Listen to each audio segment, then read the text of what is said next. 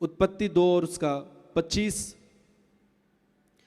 यहां बाइबल कहता है फल खाने से पहले आदम और हवा जो उसकी पत्नी थी वे दोनों नंगे तो थे पर लजाते ना थे। इसका मतलब है वे दोनों आदम और हवा जब परमेश्वर ने बनाया उन्हें उनके पास कोई वस्त्र नहीं था। वहां पे परमेश्वर ने कोई नियम नहीं ठहराया था कि आदम और हवा वस्त्र पहने, क्योंकि उनके बीच में लज्जा नहीं थी और परमेश्वर ने उसे उन दोनों को महिमा का वस्त्र दिया था और वे दोनों लजाते नहीं थे। लेकिन बाइबल कहता है जब हवा ने फल खाया और आदम ने फल खाया तब वे लज्जा में आ गए और उन्हें महसूस होने लगा कि हम नंगे हैं। अगर आप उत्पत्ति 3 उसका 7 पद पढ़ें, उत्पत्ति 3 उसका 7 पद, और बाइबल कहता है जब उन्होंने फल खाया उसके बाद की घटना है, तब उन दोनों की आंखें खुल गई और उनको मालूम हुआ कि वे नंगे हैं। सो उन्होंने अंजीर के पत्ते जोड़ जोड़कर लंगोट बना लिए। हालेलुया। आदम और हवा जब परमेश्वर की आज्ञा को तोड़ दिए उनके जीवन में लज्जा आया।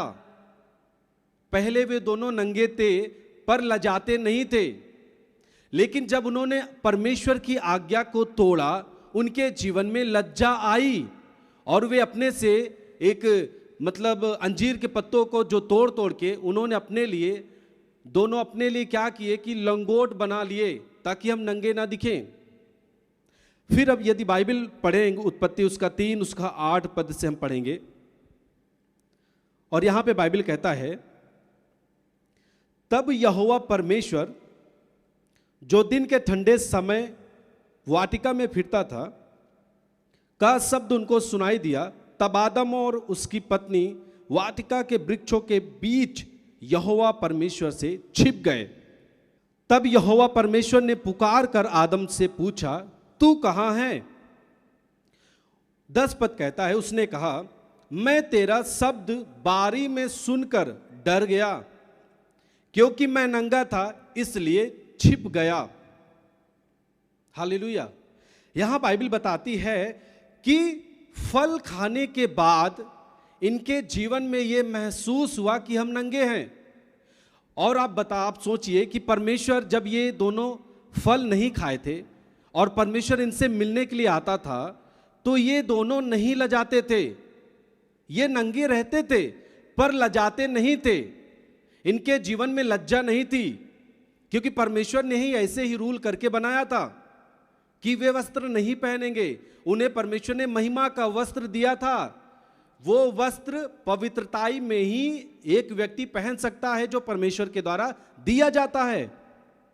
लेकिन बाइबल बताता है कि जब आदम और हवा ने परमेश्वर की आज्ञा को तोड़ा तब वे नंगे अपने आप को पाए। महिमा का वस्त्र उनके जीवन से अलग हो गया और उन्हें लज्जा महसूस होने लगी। और जो परमेश्वर हमेशा उनके साथ आकर मिलता था दिन के ठंडे समय में, जब वो परमेश्वर आया तो बाइबल कहता है कि वे दोनों पेड़ के पीछे जाकर छिप गए। और परमेश्वर कहता है कि हे आदम तू कहां है? और बाइबल कहता है आदम बोला कि परमेश्वर मैं नंगा था इसीलिए छिप गया। हालेलुया।